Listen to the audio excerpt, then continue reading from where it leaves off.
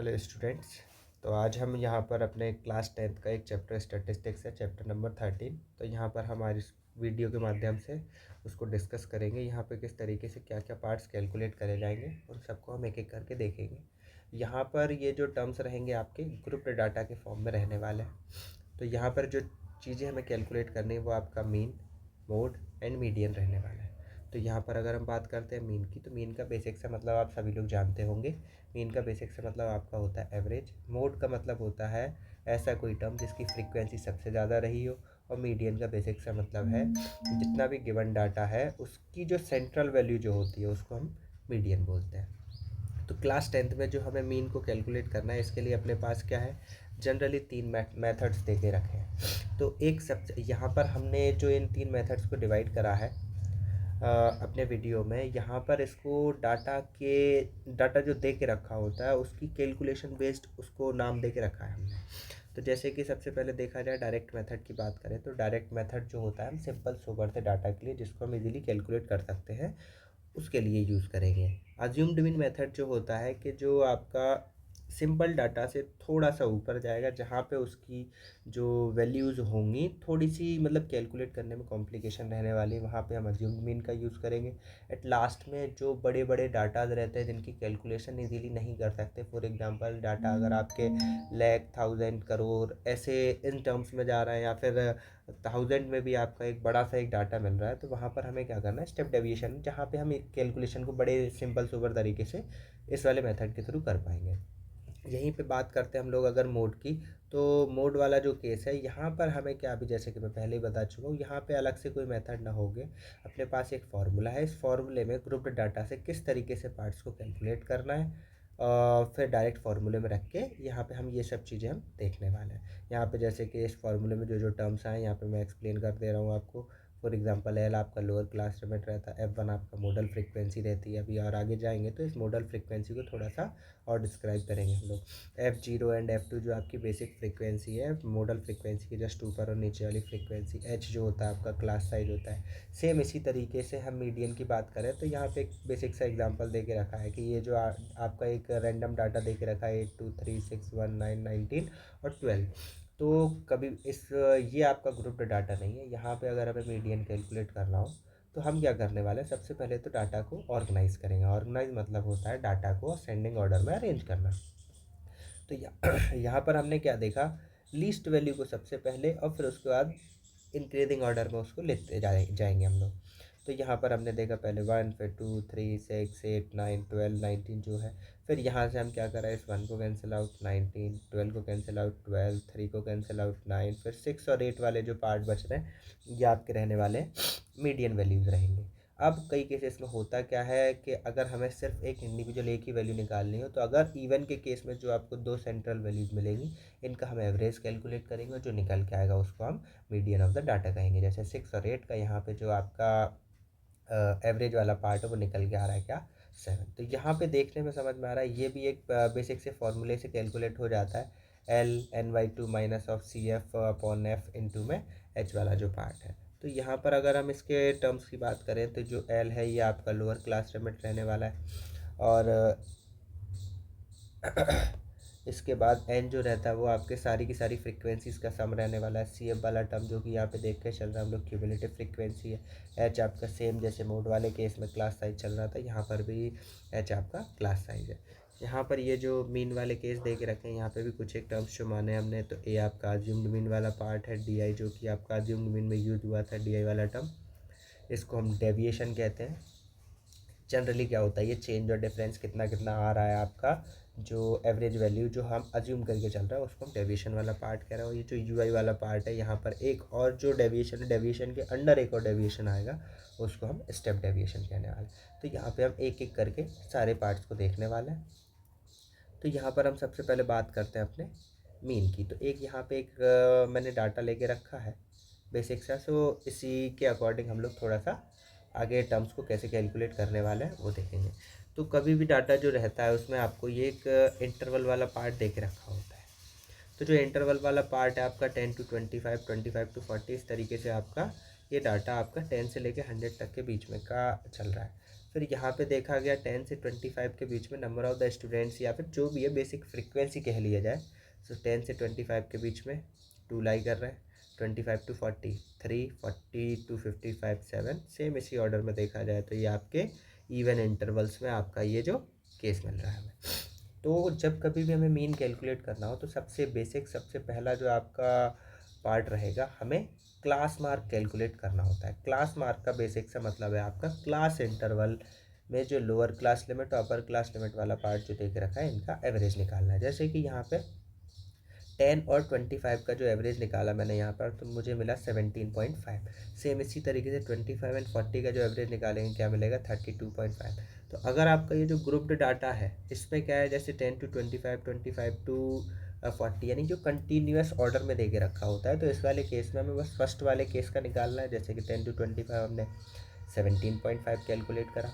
फिर इसके बाद हमें बाकियों का एवरेज निकालने की ज़रूरत नहीं पड़ेगी अगर ये कंटिन्यूस ऑर्डर में दे के रखा है। तो यहाँ पर हम गैप देखेंगे कितने का है, आपका 15 का है। तो बस एक पार्ट निकाल के सब में 15 ऐड कराते चले जाएंगे। 17.5 प्लस 15 32.5, इसमें 15 47.5, इसमें 15 62.5, 77.5 एंड 92.5। तो सबसे पहले हम जो देख रहे हैं यहाँ पर डायरेक्ट मेथड की बात कर रहे हैं। तो डायरेक्ट मेथड का जैसे कि हम ऊपर फॉर्मूला देख के आए थे, यहाँ पर भी लिखा हुआ है summation of F I into X I upon में समेशन ऑफ एफ आई। तो हमें एफ आई वाला पार्ट गिवन है, हमें यहाँ फॉर्मूले में समेशन ऑफ एफ आई वाले पार्ट की ज़रूरत पड़ रही है। तो हम यहाँ पर क्या करेंगे, सारी फ्रीक्वेंसीज़ का सम करेंगे। तो यहाँ पर जो कैलकुलेट किया हुआ है हमसे वो मिला है हमें वैल्यू में 30। अब अपने पास ये क्लास इंटरवल के बाद हमें ये क्लास मार्क वाला जो केस मिला है, तो जो फोर्थ वाला कॉलम होगा इसमें हमें एफ आई इंटू एक्स आई वाले पार्ट का प्रोडक्ट निकालना है। तो 2 इंटू 17.5 आपका 35 मिल रहा है, 3 इंटू 32.5 97.5 मिल रहा है। तो यहाँ पर बेसिक प्रोडक्ट के बाद एफ आई इंटू एक्स आई के हमें ये कुछ एक वैल्यूज़ मिली हैं। अब हमें क्या करना है, F I into X I वाला जो कॉलम है इसकी हर एक वैल्यू को हमें ऐड करा लेना है। जैसा कि हमारा यहाँ पे एडअप होके 1860 दे के रखा है। तो यहाँ पर हमें क्या करना है, ये मिल चुका है हमें summation of F I into X I वाला केस, ये अपने पास है समेशन ऑफ एफ आई वाला केस। तो यहाँ पे जो आपका मीन या फिर एवरेज जो होता है एक्स बार से रिप्रेजेंट करा जाता है। तो यहाँ पे आपका जो summation of F I into X I वाला केस 1860 मिल रहा था, समेशन ऑफ एफ आई वाला केस 30 मिल रहा था। यहाँ पर कैंसिल आउट कराने के बाद हमें जो वैल्यू मिली है वो है अपने पास 62। तो ये आपका क्या निकल गया है, मीन निकल गया है, वो भी डायरेक्ट मेथड से। इसके बाद हम अपने अगले मेथड की तरफ जाएंगे जो कि है आपका स्टेप डेविएशन। यहाँ पर जो डाटा है थोड़ा सा मे भी हो सकता है कॉम्प्लिकेट हो रहा होगा, शायद इस वजह से हमें यहाँ पर अज्यूम्ड मीन मेथड यानी डेविएशन मेथड की ज़रूरत पड़ी है।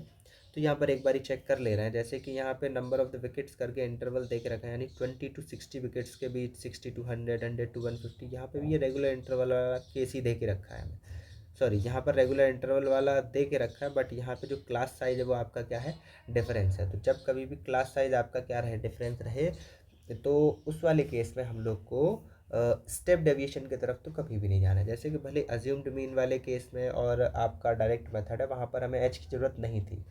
तो यहाँ पर हम लोग ये जो अज्यूम्ड मीन और आपका ये क्या कहते हैं डायरेक्ट मेथड, बस सिर्फ इनका यूज़ करेंगे।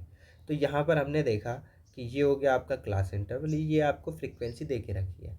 तो हमें पता है चाहे आपका अज्यूम्ड मीन हो चाहे आपका डायरेक्ट मेथड हो, दोनों के दोनों केसेस में आपको फ्रीक्वेंसी का सम तो करना ही करना है। तो हमें आगे ना जाते हुए हमने क्या करा, सबसे पहले फ्रीक्वेंसीज का सम करा। तो यहाँ पर हमें दिखाई दे रहा है 45। फिर इसके बाद जब भी मीन की बात होगी तो क्लास मार्क वाला केस तो हमें कैलकुलेट करना ही पड़ेगा। जब कैलकुलेट करेंगे तो यहाँ पर एक्स आई वाला केस 20 60 40 100 60 100। अब यहाँ पर अज्यूम्ड मीन में हम जैसे हमने प्रीवियस मेथड में जो ए फर्स्ट वाले इंटरवल में जो क्लास साइज था उसको हम जोड़ते चले गए थे, लेकिन हम यहाँ पर नहीं कर पाएंगे क्योंकि यहाँ पर देखिए सिर्फ 40 का डिफरेंस है, यहाँ पर 100 का डिफरेंस है, यहाँ पर 50 का डिफरेंस है। तो यहाँ पर हमें इंडिविजुअल इंटरवल में हमें एवरेज कैलकुलेट करना ही पड़ेगा। 60 100 पे 80 100 150 125 इस तरीके से हमने यहाँ पे ये वैल्यूज़ कैलकुलेट करी है जिनको हम क्लास मार्क बोलने वाले हैं।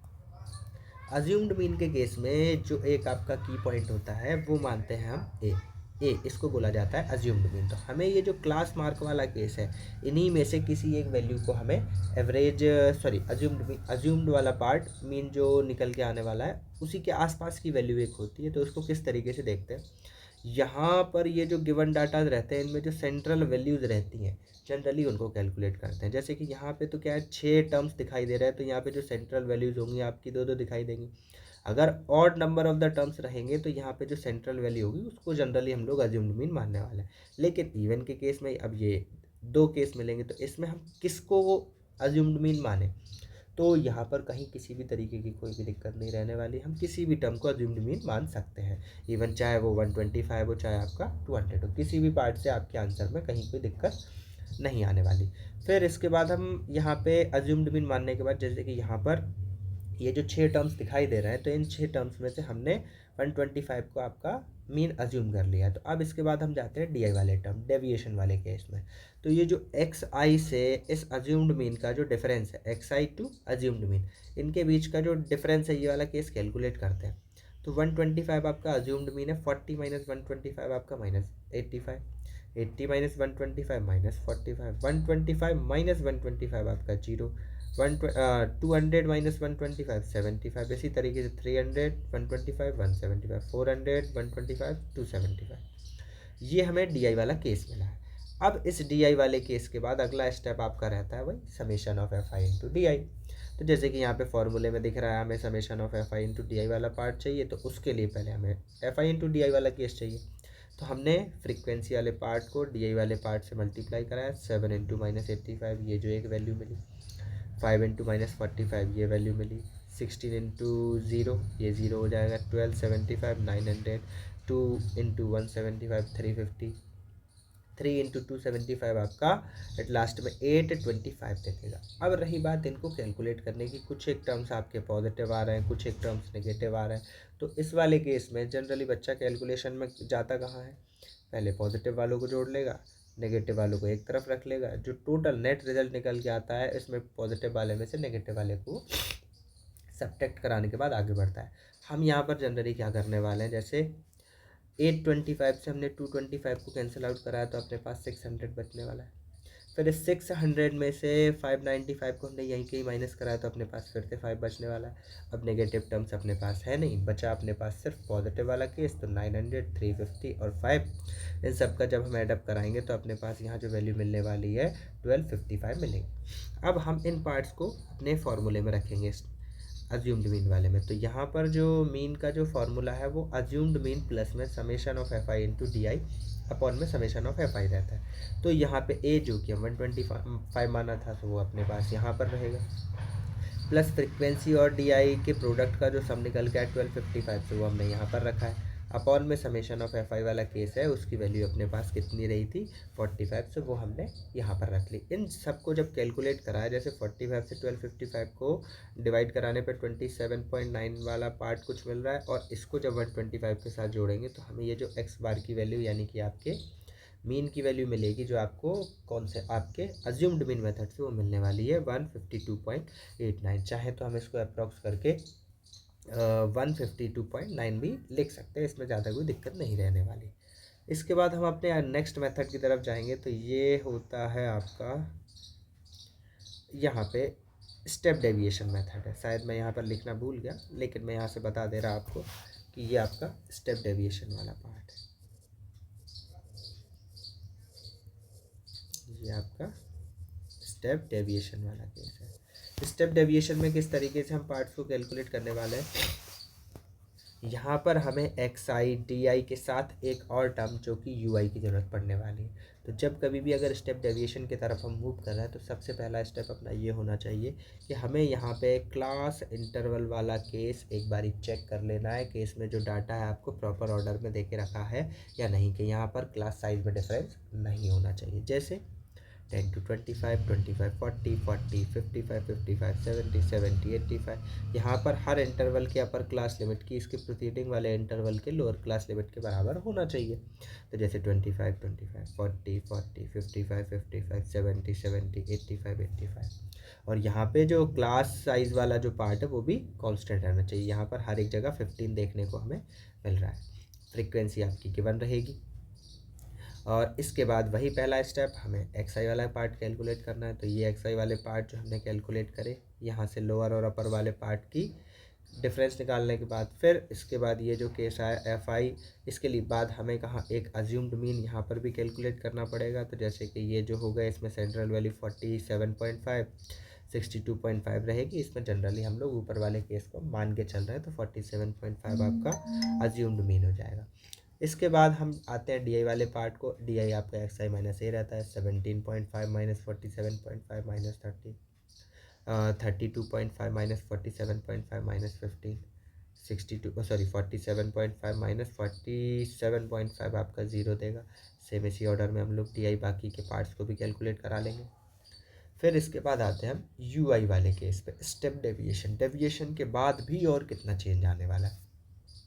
तो यहाँ पर जो यू आई वाला केस है वो डी आई अपॉन में एच, डी आई और एच का जो रेशियो निकल के आता है उसको हम स्टेप डेविएशन बोलते हैं। तो यहाँ पर डी आई जो कि हम कैलकुलेट करके रखें, एच हमने यहाँ से देखा कि हर एक इंटरवल में 15 का गैप है, तो हम यहाँ पर u i into d u i is equal to d i upon में एच वाला केस जो है, डी आई आपका -30 और एच आपका 15, तो -30 अपॉन में 15 इज इक्वल टू -2, -15 अपॉन में 15 -1 0, 15/15 1, 30/15 2, 45/15 3 रहने वाला है। जैसे कि यहाँ पे फॉर्मूला देखने में मिल रहा है हमें, यहाँ पर जो स्टेप डेविएशन के केस में एक्स बार जो रहता है A plus summation of F I into U I upon में summation of F I whole multiply में आपका एच रहने वाला है। यहाँ पर हम देखेंगे ये जो यू आई वाले केस मिले, यहाँ पे एफ आई वाला केस है, तो एफ आई इंटू यू आई का प्रोडक्ट जो है हम यहाँ पर करवा लेंगे। जैसे कि यहाँ पे आपको देखने में मिल रहा होगा कि ये जो एफ आई इंटू यू आई वाला केस है, यहाँ पर हमने देखा 2 into -2 -4, 3 into -1 -3, 7 into 0 0, 6 into 1 6, 6 into 2 12, 6 into 3 18। Same जैसे कि हमने डेविएशन मेथड में गए थे, वहाँ पर हमने क्या देखा था कि पॉजिटिव से नेगेटिव वाले टर्म्स को हमने पहले कैंसिल आउट करवाया था। जैसे कि यहाँ से 6 से हम इस -4 को कैंसिल आउट कराएंगे, 2 मिलेगा हमें। फिर उस +2 से -3 को करवाएंगे, हमें -1 मिलेगा। वो -1 से इस 12 को कैंसिल आउट कराने के बाद हमें क्या 11 आपका एज इट इज़ मिल जाएगा। फिर एट लास्ट में अपने पास ओनली 18 और 11 बच रखा है, तो 18 और 11 को एडअप कराने के बाद हमें मिल रहा है यहाँ पर 29। इसके बाद जैसा कि हमें फार्मूले में पार्ट्स दे के रखे हैं, वैल्यूज हमने ढूंढ ही ली हैं, उनको उठा के फार्मूले में पुट करा देना है। ए की वैल्यू हम 47.5 जैसे कि मान के रखा था, तो ए इज इक्वल टू 47.5 रखा हमने। Summation of F I into U I आपका 29 है। समेशन ऑफ एफ आई वाला पार्ट आपका 30 है, जो कि यहाँ रख लिया। एच वाला केस आपका 15 है। इसके बाद रही बात इसकी कैलकुलेशन की, इसको कैलकुलेट कराने के बाद जो आपके एक्स बार की वैल्यू मिली है वो अपने पास है 62। इसके बाद यहाँ पर मीन के केस में एक मिसिंग फ्रीक्वेंसी का केस मिलता है, जहाँ पर फ्रीक्वेंसी वाले टर्म्स जो होंगे उनमें से कोई भी एक आधा दो पार्ट जो होंगे वो आपके मिस रहते हैं। और यहाँ पर जो मीन वाला केस है आपको ऑलरेडी गिवन रहेगा, जैसा कि यहाँ पे डाटा दे के रखा है डेली पॉकेट अलाउंस जो है किसी बच्चे के या फिर जो भी है जिस भी तरीके से चल रहा हो, तो ये पॉकेट अलाउंस का एक इंटरवल दे के रखा है यहाँ पर 11 to 13, 13 to 15, 15 to 17। तो इस तरीके के जो केस जाते हैं इनमें जनरली हम लोग क्या देखेंगे कि डायरेक्ट मेथड से शायद सॉल्व हो चुका होता है। अगर नहीं होगा तो जैसे जो दो मेथड देख चुके हैं तो उनकी हेल्प से हम लोग उसको कैलकुलेट करा सकते हैं। फिलहाल यहाँ पर डाटा जो है सिंपल सोबर टाइप का दिखाई दे रहा है, तो यहाँ पर हम ज़्यादातर डायरेक्ट मेथड का यूज़ करने वाले हैं। और जैसा कि यहाँ पर मैंशन भी है, सो कैलकुलेट हम इजीली कर भी लेंगे। तो यहाँ पर जो फ्रीक्वेंसी आपकी 19 से 21 वाला जो केस है, यहाँ की फ्रीक्वेंसी आपकी कैसी है, मिसिंग है। तो मीन है तो क्लास मार्क चाहिए ही हमें, तो यहाँ पर तो यहाँ पर क्लास इंटरवल्स का एवरेज निकाल के हमने क्लास मार्क कैलकुलेट करा। 11 13 12 14 16 यहाँ पर क्या है रेगुलर इंटरवल में दे के रखा है, तो हमें यहाँ पर फर्स्ट वाला पार्ट कैलकुलेट करा है 12, बाकी का आपका 2 यूनिट्स का डिफरेंस है। तो यहाँ पे 12 14 16 18 20 22 24 इस तरीके से कैलकुलेट करा है। बाकी का यहाँ पे जो मीन आपको गिवन है वो है आपका 18, यानी इस वाले पूरे के पूरे डाटा का जो मीन रहने वाला है उसकी वैल्यू आपको 80 दे के रखी है। तो यहाँ पर हम आगे देखेंगे जो मीन निकालना है डायरेक्ट मेथड में X bar is equal to summation of F I into X I होता है। तो हमने यहाँ पर इस फ्रीक्वेंसी वाले पार्ट को इस क्लास मार्क वाले पार्ट से करवाया प्रोडक्ट। तो 7 into 12 84, 6 14 84, 16 9 144, 18 13 2 34, 20 into F 20 F 22 into 5 110, 4 into 24 96, ये आपके प्रोडक्ट वाले केस में है। अब अगर डायरेक्ट मेथड में जाना है तो फ्रीक्वेंसी और क्लास मार्क वाले केस का प्रोडक्ट और उनका सम पता होना चाहिए। तो इन सारे के सारे पार्ट का जो हमने सम कैलकुलेट करा 752 प्लस में 20f है। सेम ऐसे ही फ्रीक्वेंसी वाले पार्ट को कैलकुलेट करा 44 प्लस में f आपको कैलकुलेट होके मिला है। यहाँ पर जो आपका 18 वाला केस है जो कि आपका मीन दे के रखा था, तो एक्स बार की value 18, summation of F I into X I की वैल्यू 752 प्लस में 20f, summation of F I 44 plus F है। 44 प्लस एफ को 18 से मल्टीप्लाई कराने पर ये पूरा का पूरा पार्ट मिला है। फिर इक्वल टू में ये न्यूमिनेटर वाला केस एज इट इज़ लिखा है। 752 को लेफ्ट साइड शिफ्ट, 18f को राइट साइड शिफ्ट, तो 20f माइनस 18f 2f मिलेगा, और ये 792 माइनस 752 40 मिलेगा। तो यहाँ से f की जो मिसिंग फ्रीक्वेंसी वाला केस था, यहाँ से f की वैल्यू आपको 20 मिल जाएगी। इसके बाद जो आपका अगला टॉपिक आता है, यहाँ पर हम देखेंगे अपना एक जो पार्ट रहेगा मोड ऑफ द डाटा, यानी ऐसा कोई एक इंटरवल या फिर ऐसा कोई डाटा जिसकी फ्रीक्वेंसी सबसे ज़्यादा रही हो। तो यहाँ पर देखने में मिल रहा है मोड वाले केस में हमें कि ये जो इंटरवल दे के रखे हैं 3K 4K 3, मतलब यहाँ पर थाउजेंड्स में आपको डाटा दे के रखा है। तो यहाँ पर मैंने शॉर्ट में इसको 3000 को 3K 4000 को 4K करके रिप्रेजेंट करा है। तो यहाँ पर जो मोड वाला केस है, तो सबसे पहले मैंने एक टर्म वहाँ पे यूज़ करा था model frequency. What do you mean by the model frequency? तो यहाँ पर देखने में आया 3000 4000 के बीच में जो फ्रीक्वेंसी है वो 4 है, 4000 to 5000 के बीच में 18 है, 5000 6000 9 है। तो यहाँ पर जो सबसे ज़्यादा बारी वाला जो पार्ट है 18, वो कौन से 4000 से 5000 के बीच में। तो यहीं से हमें समझ लेना है कि जो आपका मोड वाली जो वैल्यू मिलेगी वो इसी इंटरवल के बीच में मिलने वाली है, यानी 4000 से 5000 के बीच में की वैल्यू जो कैलकुलेट हो के आएगी वही आपका मोड होने वाला है। इस केस में किस तरीके से हमें टर्म्स को कैलकुलेट करना है, तो जो फॉर्मूला जैसे कि दे के रखा है l plus f one minus f naught upon में 2f1 minus f naught minus f2 whole multiply में h रहने वाला है। तो यहाँ पर जो सबसे पहले कैलकुलेट होने वाला पार्ट है वो रहेगा आपका f1। तो f1 को कैसे कैलकुलेट करेंगे, तो ये जो f1 यानी आपकी मोडल फ्रीक्वेंसी, तो ये जो गिवन फ्रीक्वेंसीज हैं इनमें सबसे ज़्यादा आने वाला जो सबसे बड़ा जो नंबर होगा फ्रीक्वेंसीज के केस में उसी को हम बोलने वाले हैं मोडल फ्रीक्वेंसी। तो ये जो गिवन पार्ट्स हैं इनमें 18 क्या है आपका सबसे बड़ी फ्रीक्वेंसी के तरीके से यूज़ हो रहा है। तो यहाँ पर जो f1 की वैल्यू होगी वो क्या होगी 18 हो जाएगी। इसके जस्ट बाद बात करते हैं हम लोग f0 और f2 की। तो जो आपकी मोडल फ्रीक्वेंसी इसके जस्ट ऊपर वाली जो फ्रीक्वेंसी होती है उसको f0 से रिप्रेजेंट करते हैं, उसके जस्ट नीचे वाली जो फ्रीक्वेंसी होती है उसको f2 से रिप्रेजेंट कर देते हैं। यहाँ पर आपका f1 f0 f2 की वैल्यू 18 4 और 9 रेस्पेक्टिवली निकल के आई है। इसके बाद हम यहाँ पे फॉर्मूले में देखने वाला जो एल केस है, तो जहाँ मॉडल फ्रीक्वेंसी होगी इसी से जुड़ा हुआ जो आपका क्लास इंटरवल है, इसकी जो लोअर क्लास लिमिट रहने वाली है वो आपकी एल की वैल्यू रहेगी। तो एल की वैल्यू यहाँ पर 4K, तो एल की वैल्यू हमने 4000 लिख ली। यहाँ पर फिर बात करें ये फ्रीक्वेंसीज वाले केस के प्रोडक्ट में एक टर्म एच है, तो एच का मतलब है आपका ये जो क्लास साइज, यहाँ पे 4 to 5 3 to 4 5 to 6 6 to 7, तो यहाँ पर जो गैप दिख रहा है इंटरवल में वो आपका 1000 का है। तो एच की वैल्यू हमने यहाँ पे 1000 कैलकुलेट कर ली इस वाले के थ्रू। अब यहाँ पर हम जो देखने वाले हैं फॉर्मूले में जो एल वाले केस की जगह 4000 प्लस में f1 18 माइनस में f2 4 अपॉन में f1 का डबल यानी 18 टू द 36 माइनस में f0 यानी आपका 4 माइनस में f2 यानी आपका 9 मल्टीप्लाई में आपका एश वाला केस यानी आपका 1000 रहेगा। तो यहाँ पर 18 माइनस 4 कैलकुलेशन के बाद मिला है 14, 36 माइनस 4 माइनस 9 आपको 23 मिला है, मल्टीप्लाई में यहाँ पे 1000 प्लस में आपका 4000। यहाँ पर हमने इस वाले टर्म और इस पूरे टर्म में से 1000 निकाला कॉमन, तो यहाँ पे बचेगा आपका 4 प्लस में आपका 14 अपॉन में 23। इसको कैलकुलेट कराने के बाद ये जो ब्रैकेट वाला केस है यहाँ से मिला 106 अपॉन में 23, और ये जो बाहर आपका 1000 था एज मल्टीप्लाई रहने वाला है। इनकी कैलकुलेशन के बाद 1006 अपॉन में 23 हमें 4.6 मिल रहा है, और यहाँ पे इसका मल्टीप्लाई जब हम किससे 1000 से करवाएंगे तो हमें जो वैल्यू मिलेगी, और भी अप्रॉक्स में वैल्यू आ रही थी मैंने उसको लिखा नहीं यहाँ पे, तो ये जो एग्जैक्ट वैल्यू निकल के आ रही थी 23 जो 106 को डिवाइड करने के बाद 4 0.6087 करके, इसका 1000 से मल्टीप्लाई कराने पे जो हमें मिला है 4608.7। जैसे कि मैं पहले भी बोल चुका था आपसे कि यहाँ पे जो मॉडुलर वैल्यू मिलेगी, जहाँ पे मॉडुलस फ्रिक्वेंसी रहने वाली है उसी वाले इंटरवल के बीचों बीच, तो 4 और 5 के बीच में हमें यहाँ पर ये जो वैल्यू दिखाई दे रही है वो है आपकी 4608.7। यहाँ पर इस क्वेश्चन के थ्रू जो फॉर्मूले में जिस तरीके से हमें टर्म्स कैलकुलेट करने थे, देखने थे, डाटा को एनालाइज करना था, तो यहाँ पर जो आपका मोड वाला केस है वो लगभग ख़त्म हो।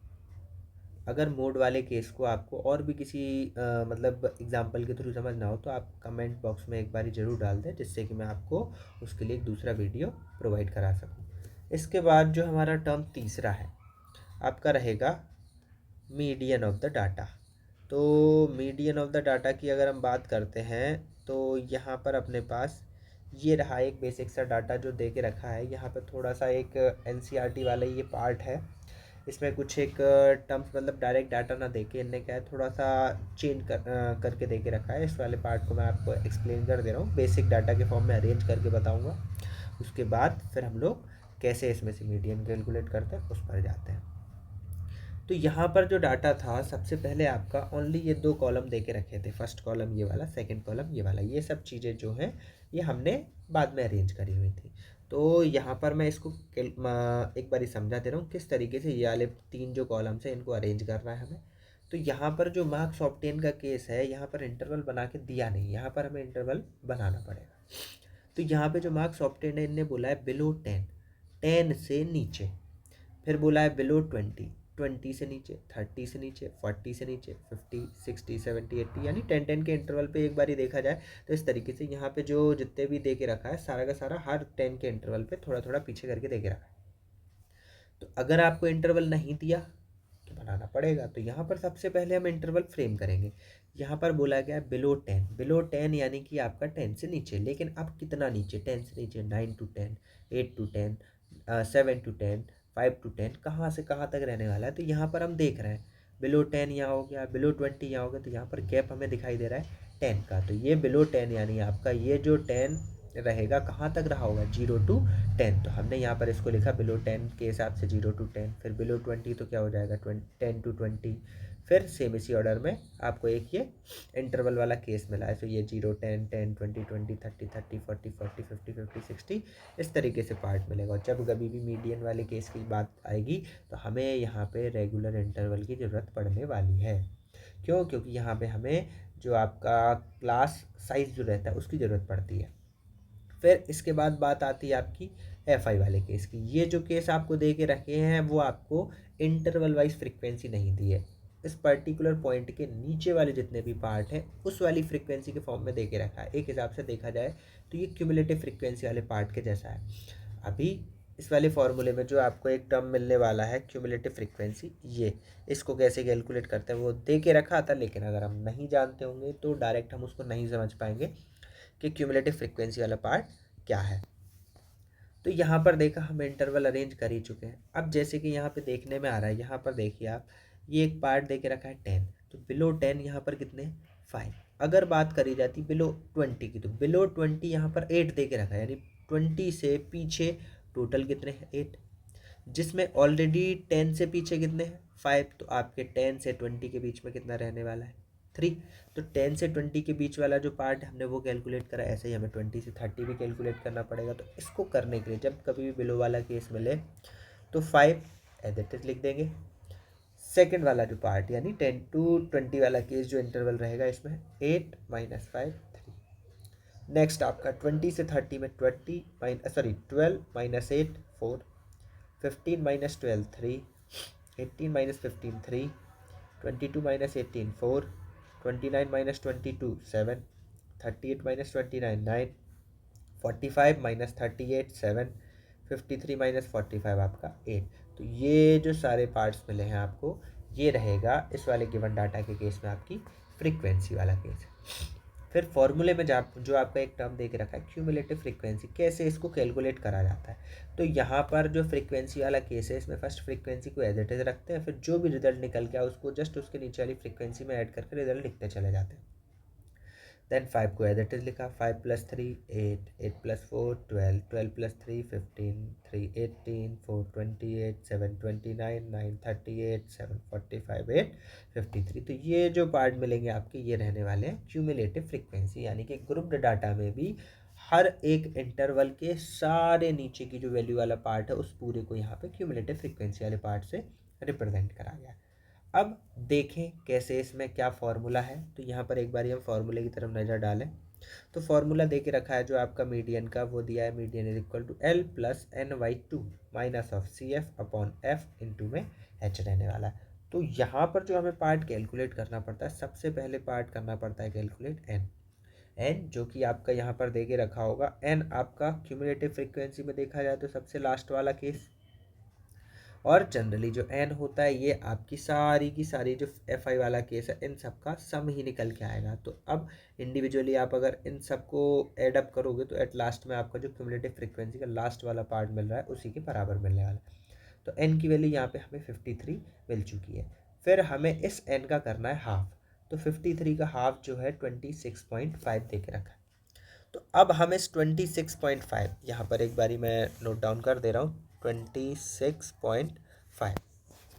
तो हमें इस 26.5 को इस क्यूमुलेटिव फ्रीक्वेंसी वाले पार्ट में देखना है कि इनमें से कौन सी क्यूमुलेटिव फ्रीक्वेंसी में ये वाला डाटा आपका छोटी से छोटी वैल्यू में लाई कर सकता है। तो अगर हम बात करें 5 के अंदर 26.5 एडजस्ट नहीं होगा, 8 के अंदर 26.5 नहीं होगा, 12 15 18 22, तो ये सारी की सारी क्या है छोटी वैल्यूज हैं 26.5 से, तो इन सब में ये एडजस्ट नहीं होगा।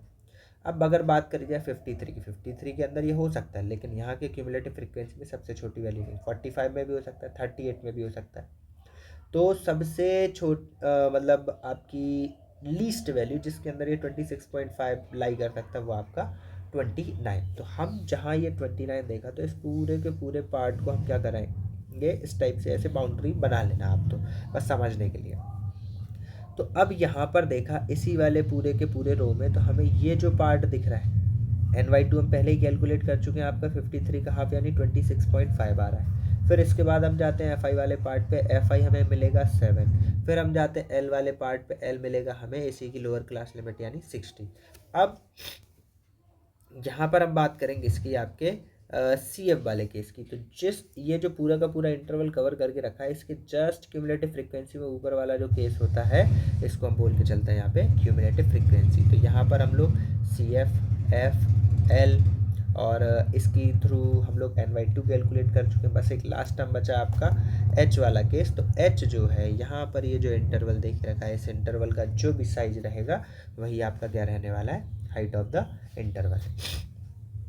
तो यहाँ पर ये सब वैल्यू कैलकुलेट करने के बाद L की वैल्यू आपकी 26.5 है, F आपका 7, L की वैल्यू 60, CF 22, H की वैल्यू 10, ये सारी की सारी कैलकुलेट करने के बाद इस वाले फॉर्मूले में हमें पुट करवा देना है। L के जगह 60, N/2 26.5, CF आपका 22, F आपका 7 और मल्टीप्लाई में आपका H की जगह आपका 10 रखा है। इन सबको कैलकुलेट कराने के बाद हमें ये जो वैल्यू मिली है 60 प्लस ये पूरा करवाने के बाद 45/7 यानी 6.428, इन सबको एडअप कराया तो मिला हमें 66.428। ये जो वैल्यू है आपकी ये सारे के सारे डाटा की आपकी क्या रहने वाला है, मीडियन ऑफ द डाटा। जैसा कि हम मीन में भी एक मिसिंग फ्रीक्वेंसी का केस देख चुके थे, तो यहाँ पर आपका मीडियन के केस में भी एक मिसिंग फ्रीक्वेंसी का केस मिलता है। यहाँ पर आपको कुछ एक टर्म्स हिंदी में दिखाई दे रहे होंगे, जनरली मैं हिंदी मीडियम वाले बच्चों को भी बता देता हूँ चीज़ें, तो शायद उन्हीं का ये रिकॉर्डेड पार्ट है। सो यहाँ पर हम देख ले रहे हैं जो हिंदी में टर्म्स यूज़ हुए हैं मैं उनको बता दूंगा आपको किस तरीके से। तो ये जो मिसिंग फ्रीक्वेंसी का केस जो है आपका ये मीडियन के केस में इस तरीके से मिलता है कि यहाँ पर जो मीडियम है, पहले तो मैं आपको बता दूं कि ये हम माध्यक करके जो वर्ड लिखा हुआ है इसको हम लोग इंग्लिश में मीडियन ही कहते हैं। अब जैसे कि मीन के केस में आपको मीन ऑलरेडी गिवन था, यहाँ पर आपको मीडियन के केस में मीडियन ऑलरेडी गिवन होगा। अब यहाँ पे जो मीडियन है आपका कितना 525 दे के रखा है। यहाँ ये जो डाटा दिया है आपका ये नई रेगुलर इंटरवल के केस पे दिया है 0 100 100 200 200 300 300 400 4, मतलब इस तरीके से आपका 1000 तक डाटा आ रहा है। यहाँ पर ये जो फ्रीक्वेंसी वाला केस दे के रखा है ये सारे के सारे फ्रीक्वेंसी 2 5 x 12 17 20, यहाँ पर आपको दो मिसिंग फ्रीक्वेंसी वाले केस दे के रखे हैं कैसे कैलकुलेट करना है तो हम पहले ही देख चुके हैं कि मिसिंग फ्रीक्वेंसी के केस में क्यूमुलेटिव फ्रीक्वेंसी वाला पार्ट कैलकुलेट करना प्राइमरी स्टेप रहता है। तो ये जो फ्रीक्वेंसी वाला केस दे के रखा है तो इसमें हमने डाटा में 2 2 5 7 7 plus x 7 plus x 7 plus x 12 19 plus x 17 36 plus x 20 56 plus x, इस तरीके से सी एफ वाला पार्ट हमने पूरा का पूरा कैलकुलेट कर लिया। और यहाँ पर एक पार्ट और आपको गिवन रहेगा, समेशन ऑफ फ्रीक्वेंसी, जैसा कि यहाँ पे दे के रखा है आपको 100 दे के रखा है, मीडियन 525, समेशन ऑफ फ्रीक्वेंसी आपका 100 दे के रखा है। तो हमें सबसे पहले क्या कैलकुलेट करना है अपना एन जो होता है वो ऑलरेडी समेशन ऑफ एफ आई होता है, summation of F I given है 100, देन एन की वैल्यू आपकी कितनी हो जाएगी 50 होने वाली है। तो सॉरी n/2 की वैल्यू कितनी हो जाएगी आपकी 50। यहाँ पर दूसरी बात देखें कि हमें पता है सारे के सारे टर्म्स का जो फ्रीक्वेंसी वाले पार्ट है उन सबका सम आपका 100 आया है। तो ये जो लास्ट वाला केस है ये समेशन ऑफ एफ आई के बराबर ही है, तो 76 plus x plus y is equal to 100 रहने वाला है। तो यहाँ से जो x प्लस वाई की वैल्यू है वो 100 minus of 76 is equal to 24 मिलेगी। एक इक्वेशन वाला पार्ट ये मिल गया हमें। n/2 हम देख ही चुके हैं। f की बात करें तो देखा जाए मीडियन आपका दिया है यहाँ पे 525 आएगा कौन से इंटरवल में, 525 आपका 500 और 600 वाले इंटरवल में मिलने वाला, तो हमें इस पूरे को हमने इनसर्कल कर लिया। अब यहाँ पर क्या देखने वाले हैं, इसी में ये जो केस मिलेगा आपको कौन सा लोअर क्लास लिमिट वाला केस दे देगा, ये वाला जो केस मिलेगा आपको फ्रीक्वेंसी वाला पार्ट दे देगा। n/2 कैलकुलेट ही कर चुके हैं। इसके जस्ट ऊपर वाला जो केस मिलेगा वो क्यूमुलेटिव फ्रीक्वेंसी वाला केस मिलेगा, तो ये 36 प्लस एक्स मिल चुका है हमें। h की बात करें तो क्लास साइज यहाँ पर देखने में मिल रहा है हमें 100 वाला पार्ट। तो इस सब के बाद जब अपने पास सारी वैल्यूज आ चुके हैं, मीडियन हमें पता है, समेशन ऑफ एफ आई पता है, n/2 f h l c f सारे के सारे टर्म्स पता है, तो इनको हम अपने फॉर्मूले में अरेंज कराते हैं। m की जगह 525, l की जगह 500 प्लस n/2 की जगह 50। अब क्यूमुलेटिव फ्रीक्वेंसी में आपको दो टर्म्स टाइप दिखाई दे रहा है, तो यहाँ पर ये जो माइनस है तो इसके बाद जो क्यूमुलेटिव फ्रीक्वेंसी है इसको हमें ब्रैकेट में कवर करके चलना है, क्योंकि ये दो टर्म्स होते हैं। बच्चा जनरली करता क्या है, इस माइनस का बस 36 के साथ मल्टीप्लाई करा देता है, एक्स को एज इट इज प्लस लिख देता है, तो बच्चे की क्या है कैलकुलेशन मिस्टेक में परेशानी आ जाती है, फिर वो तरीके से वैल्यू कैलकुलेट कर नहीं पाता। तो हम ये जो सी एफ वाला केस है इसको हम ब्रैकेट में लिखने वाले हैं। अब इस माइनस का 36 है सो माइनस 36, और माइनस का एक्स है सो माइनस का एक्स, बाकी का यहाँ पे 20 से 100 को कैंसिल आउट करा के 5 मिल चुका है। इस 500 को 525 के साथ ले जाने के बाद माइनस करा के क्या मिला है 25, प्लस में यहाँ पे रहने वाला है आपका 50 माइनस 36 माइनस एक्स मल्टीप्लाई में 5। इसके बाद हम बात करते हैं कैलकुलेशन की, ज़्यादा कुछ है नहीं यहाँ पे, बेसिक सा पार्ट है। तो ये 25 is equal to 50 minus 36 minus x यानी 14 माइनस एक्स मल्टीप्लाई में आपका 5 रहेगा। 5 से 25 को डिवाइड कराने के बाद आपका 5 है, यहाँ पर 14 माइनस एक्स है, माइनस एक्स इधर 5 इधर, then x is equal to 14 minus 5, 14 minus 5 आपका 9 मिलेगा। एक्स की वैल्यू हमें 9 मिल चुकी है, जैसा कि हम अभी ऊपर देख के आए हैं x plus y is equal to 24 है, जिसमें से एक्स की वैल्यू ऑलरेडी हम कैलकुलेट कर चुके हैं एज अ 9। तो यहाँ पर 9 plus y is equal to 24, then y is equal to 24 minus of 9 आपका 15 वाला केस हमें यहाँ पे भी मिल चुका है। तो इस वाले वीडियो के माध्यम से हमने आपका मीन के तीनों मेथड, आपके direct method, assumed mean method, step deviation method, उनको कवर करने की कोशिश करी है। इसी के साथ हमने मीन के केस में जो एक मिसिंग फ्रीक्वेंसी का केस है उसको भी कवर करने की कोशिश करी है। मोड जो कि आपका एक सिंपल सोबर सा एक पार्ट है, अगर बोर्ड के पर्पज़ से देखा जाए तो बहुत सिंपल सा पार्ट है, अगर ऑप्शनल में आपको मिलता है तो मोड की तरफ जाने में कहीं कोई बिल्कुल झिझकने की ज़रूरत नहीं है। मोड के बाद हम मीडियन की तरफ आते हैं, तो मीडियन में भी हमने क्या है 2 एग्जाम्पल्स के थ्रू देखा है। एक जो जैसे बिलो एक लेस देन और लार्जर वाला केस और भी होता है, अगर आपको उस चीज़ की ज़रूरत पड़े तो कमेंट बॉक्स में डालें, मैं उसका भी आपको वीडियो बना के दूंगा। और यहाँ पर एक ये मीडियन के केस में मिसिंग फ्रीक्वेंसी का केस है, उसको भी हमने यहाँ पर देखा। और आप इसी तरीके से मुझे प्यार देते रहिए और एक सब्सक्राइब करना ना भूलें, जिससे मुझे थोड़ा सा मोटिवेशन मिलता है। इसी तरीके से हम आपके साथ जुड़े रहेंगे। धन्यवाद। और पिछले कई वीडियोस में देखा है कि मतलब लोग व्यूज़ तो बढ़ा दे रहे हैं किसी न किसी तरीके से, बट क्या है थोड़ा सा सब्सक्राइब नहीं कर रहे हैं।